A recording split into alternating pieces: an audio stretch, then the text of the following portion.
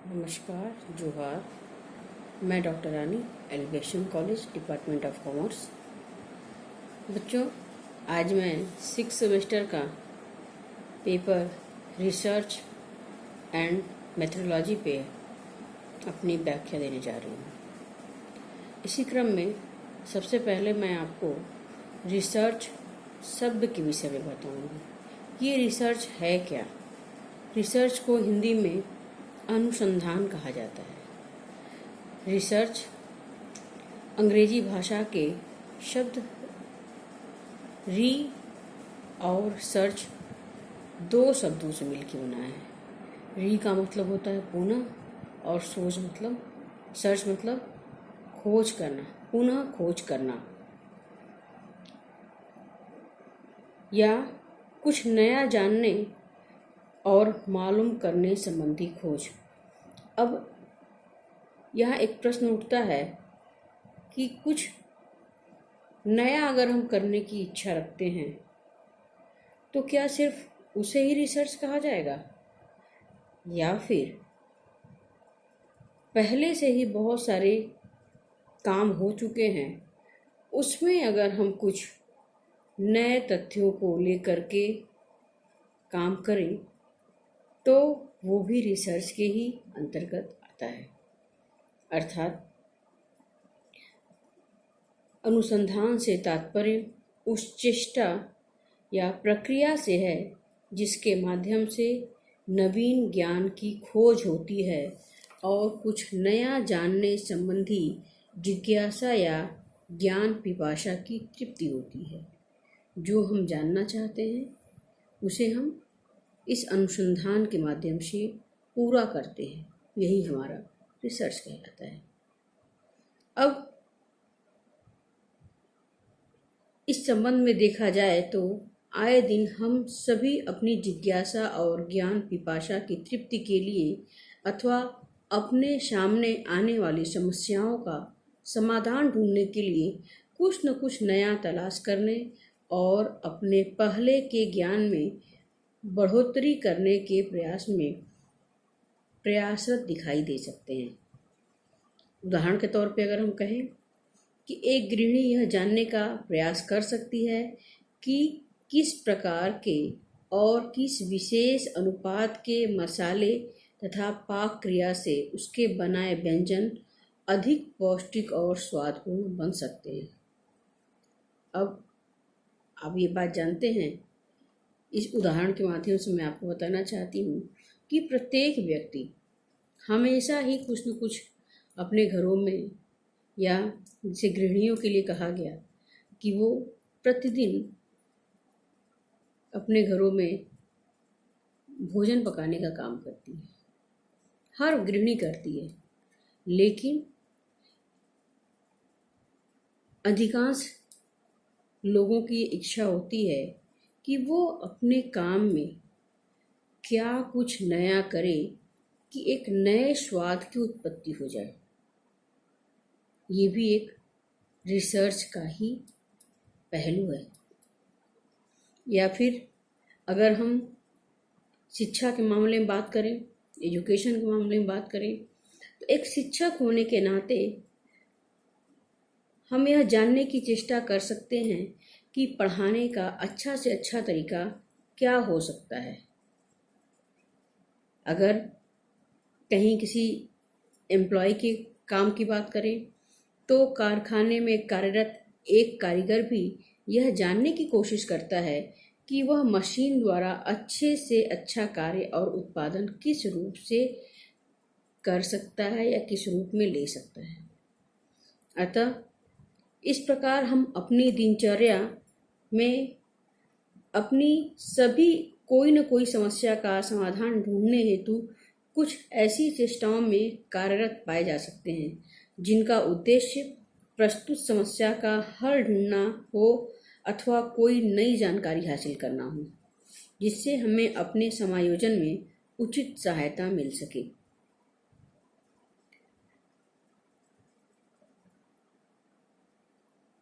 अनुसंधान अपने आप में काफ़ी गंभीर, तर्कसंगत और वैज्ञानिक विधि से पूरा किए जाने वाला कार्य है और इसी दृष्टि से इसके व्यापक अर्थ और प्रकृति को समझने हेतु हमें इसके विभिन्न शब्दकोशीय अर्थों तथा विभिन्न विद्वानों द्वारा दी गई परिभाषाओं को भी जानने का प्रयास करना पड़ेगा।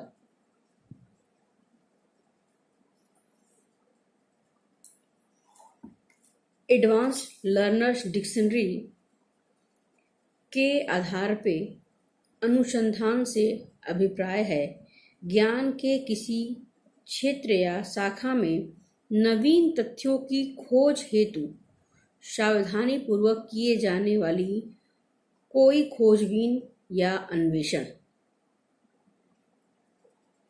इसी क्रम में अमेरिकन कॉलेज डिक्शनरी 1967 के आधार पे अनुसंधान से अभिप्राय तथ्यों एवं प्रनियमों की खोज हेतु किसी विषय विशेष में की जाने वाली परिश्रम पूर्ण एवं सुव्यवस्थित पूछताछ या जांच पड़ताल से है।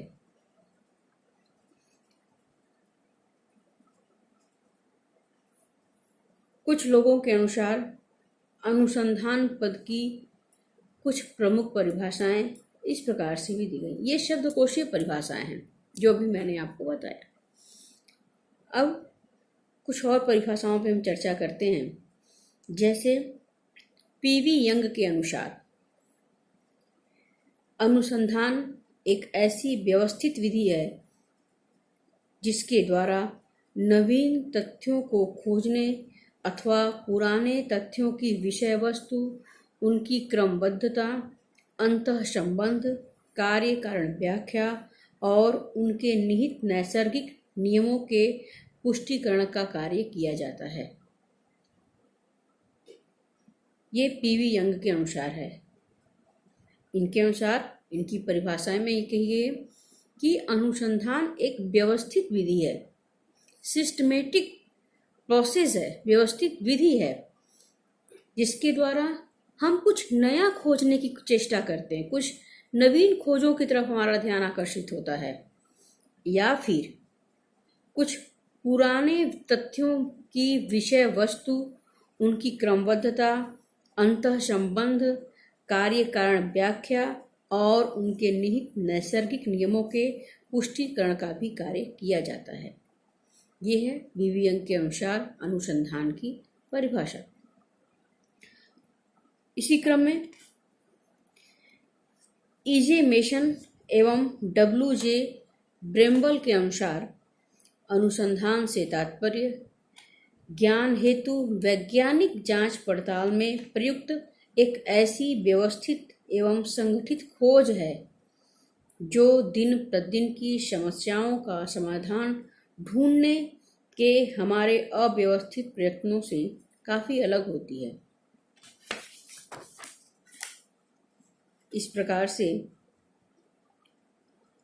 एक रिजल्ट के रूप में अनुसंधान की परिभाषा को हम इस प्रकार से व्यक्त कर सकते हैं कि अनुसंधान निश्चित सोपानों से युक्त एक ऐसी अच्छी तरह सोची समझी वैज्ञानिक प्रक्रिया है जिसके माध्यम से समस्या विशेष के समाधान हेतु कुछ नवीन ज्ञान की प्राप्ति अथवा पुराने ज्ञान के आवश्यक संशोधन का रास्ता तय किया जाता है। ये हमारी अनुसंधान की परिभाषाएं हैं, कॉन्सेप्ट है। अब इसी क्रम में इसके प्रकृति और विशेषताओं की हम चर्चा करते हैं।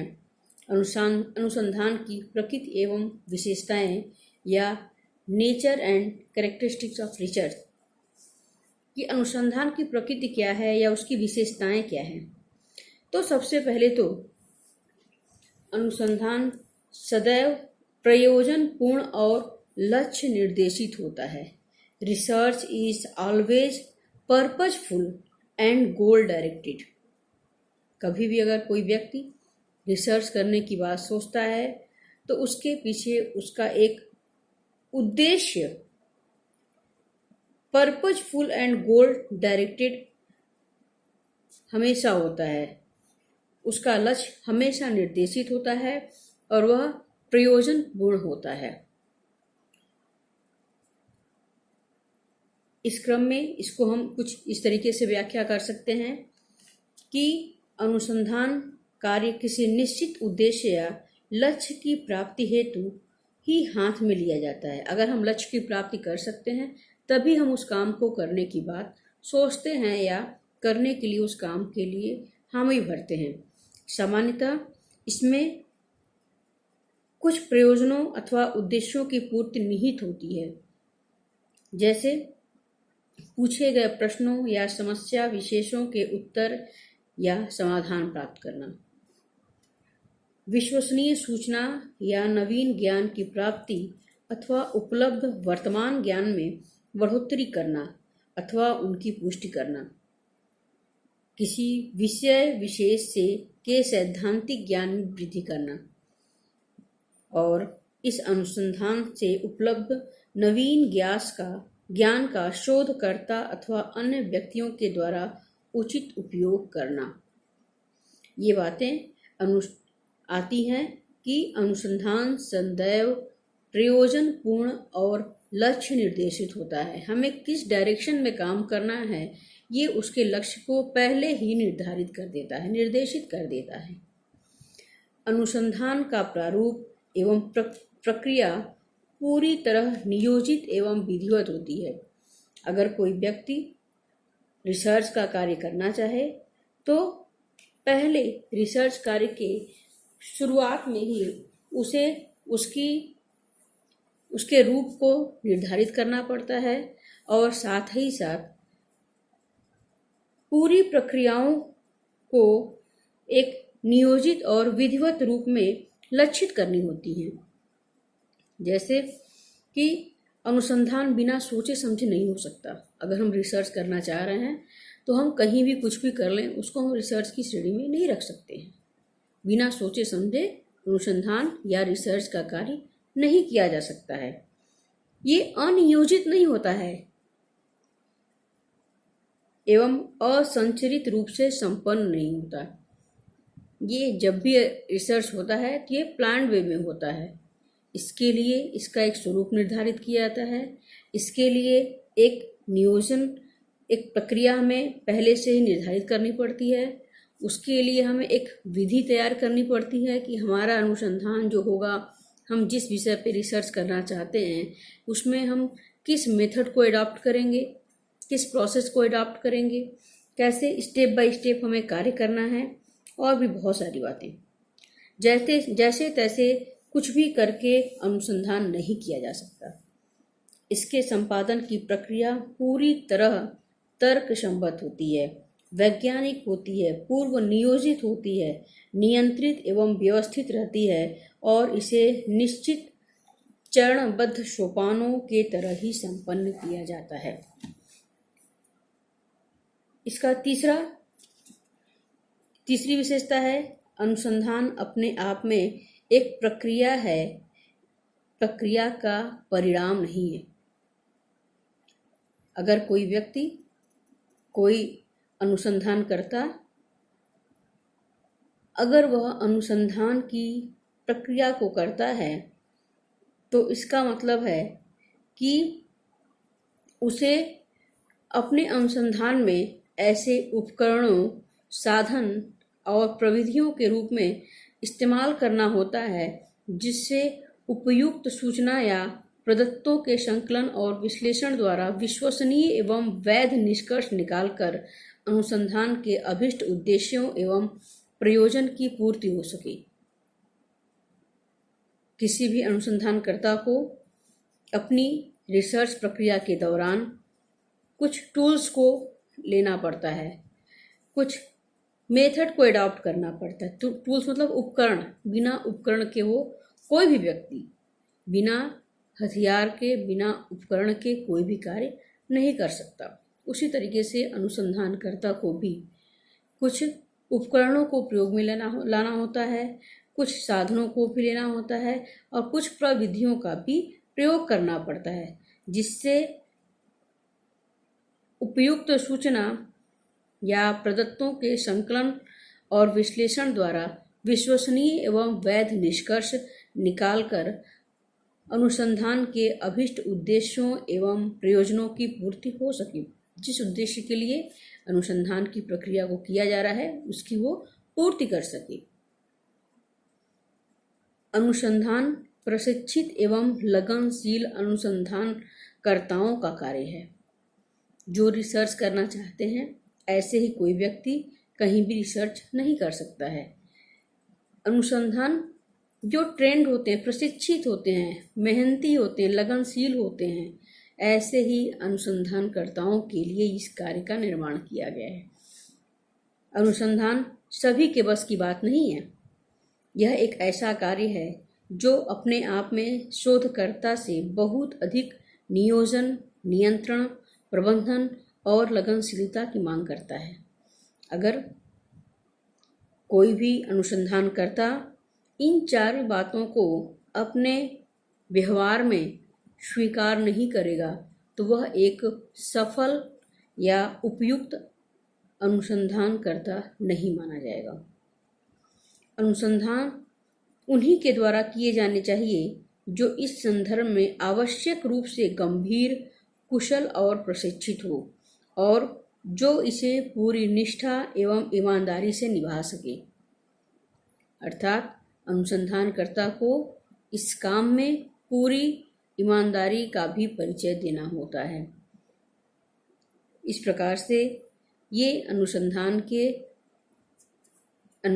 की परिभाषा, उसका परिचय और उसकी प्रकृति या विशेषताएं हैं। अब मैं आपको अगले वीडियो में इसके आगे फिर बताऊंगी। तब तक के लिए नमस्कार।